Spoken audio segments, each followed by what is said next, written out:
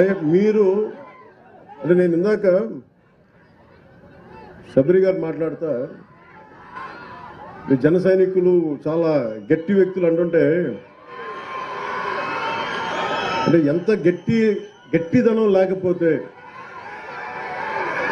వీర మహిళల్లో కానీ జన సైనికుల్లో కానీ అంటే ఎప్పుడు కూడా గెలుపులో నేను మనుషుల్ని లెక్కించను. నేను మనుషుల్లో గెలుపుని విజయం డబ్బుని లెక్కించను. కానీ కష్ట సమయంలో నువ్వు ఎలాగున్నావు, కష్ట సమయంలో మీరు నిలబడ్డారు, బలంగా మమ్మల్ని అందరినీ నిలబెట్టారు.